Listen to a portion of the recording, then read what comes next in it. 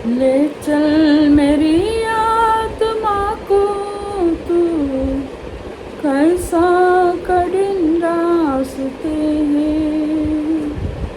ले चल मेरी आत्मा को तू, कैसा कठिन रास्ते हैं। तेरा ही तो प्रेम है आया इस जहान में। तेरा ही तो प्रेम है आया इस जहान में। तेरा इंतजार है हमको मसीह इस जहान में। तेरा इंतजार है हमको मसीह इस जहान में। ले चल मेरी आत्मा को तू, कैसा कठिन रास्ते हैं। ले चल मेरी आत्मा को तू, कैसा कठिन रास्ते हैं। उत्तर मुक्ति केवल यीशु में मिलेगी आज हमें। उत्तर मुक्ति केवल यीशु में मिलेगी आज हमें। तेरा इंतजार है हमको मसीह इस जहान में। तेरा इंतजार है हमको मसीह इस जहान में। ले चल मेरी आत्मा को तू, कैसा कठिन रास्ते हैं। ले चल मेरी आत्मा को तू, कैसा कठिन रास्ते हैं।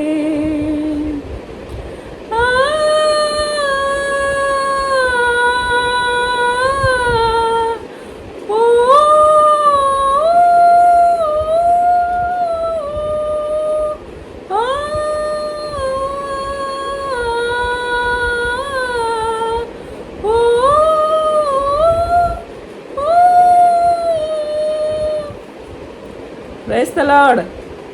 इस गाना को सुन के आप सबको जीवन में आशीष आने पाए। आमीन। स्तोत्र। ले चल मेरी आत्मा को तू, कैसा कठिन रास्ते हैं। ले चल मेरी आत्मा को तू, कैसा कठिन रास्ते हैं। हे प्रियो, इस गाने को गाने का एक कारण है। बीते हुए समय में मेरा जीवन में, मेरा परिवार में कुछ विपरीत परिस्थिति से हम गुजर रहे हैं। कुछ समय परमेश्वर ने इस गाना को मुझे दे दिया और कुछ वचन भी परमेश्वर ने मुझे बताया, उसको मैं पढ़ के आपको सुनाऊंगी। यशायाह 54 का 17 वचन में ऐसा कहता है,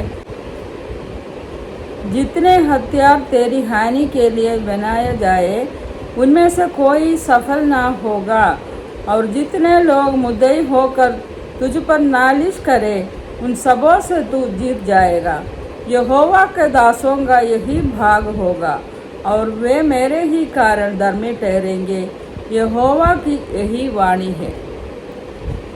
इस वचन से परमेश्वर ने मुझसे बात किया। और भी एक दो वचन है, उसको पढ़ के सुनाऊँ। यहोशू का पुस्तक 1:5 में ऐसा वचन लिखा है, तेरे जीवन भर कोई तेरे सामने ठहर ना सकेगा जैसे मैं मूसा का संग रहा वैसे ही तेरे संग भी रहूँगा, और ना तो मैं तुझे धोखा दूँगा और ना तुझको छोड़ूँगा।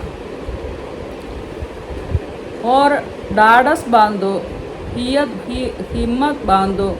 ये भी जो होशू से बताया वचन है। इस वचन से परमेश्वर ने मुझसे बात किया।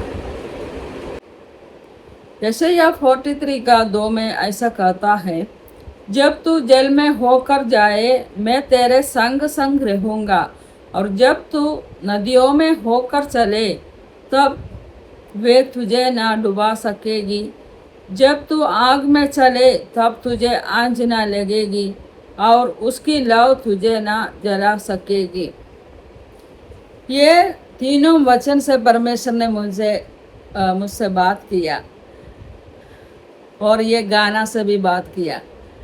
ऐसे एक परिस्थिति से अभी हम लोग गुजर रहा है, लेकिन मुझे विश्वास है परमेश्वर का वचन का अनुसार परमेश्वर हमारे लिए कार्य करेगा।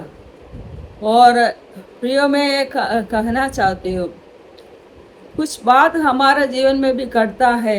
रोमियो का पत्री 8 का 28 में हम पढ़ते हैं, और हम जानते हैं कि जो लोग परमेश्वर से प्रेम रखते हैं उनके लिए सब बातें मिलकर भलाई ही को उत्पन्न कर सकती है, अर्थात उन्हीं के लिए जो उसकी इच्छा के अनुसार बुलाए हुए हैं। हम यूहन्ना का सुसमाचार 11 अध्याय में हम पढ़ते हैं, लाजर का मृत्यु हुआ। वो मृत्यु किस बात के लिए हुआ? परमेश्वर का नाम की महिमा के लिए। यीशु मसीह के नाम की महिमा वहाँ होने का था।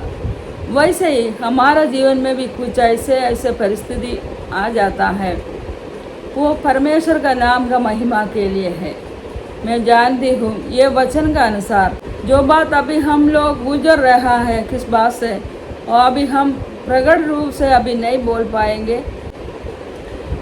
परमेश्वर हमसे कैसे बात करता है, और परमेश्वर का पवित्र आत्मा का उपस्थिति हमारा साथ रहे तो परमेश्वर हमसे बात करता है।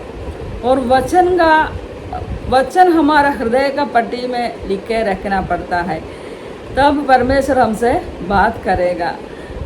अगर हमारा अंदर वचन नहीं है तो कभी परमेश्वर वो वचन से हमसे बात नहीं करेगा। इसलिए बोलता है वचन को हृदय का पट्टी में लिख के रखना है। जब हम विपरीत परिस्थिति आते समय और दुख का अवस्था आते समय परमेश्वर वचन से हमसे बात करता है। अगर हृदय में वो वचन नहीं रहने से कभी परमेश्वर वचन से बात नहीं करेगा। लेकिन ऐसे कुछ गीत को हम सीख के रखेंगे मन में है तो वो गीत से अचानक हम लोग को अंदर से एक गाना निकल के आएगा। तब हमको समझना है ये गाना से परमेश्वर हमसे बात करता है। हमारा परमेश्वर जीवित परमेश्वर है, हमसे बात करता है।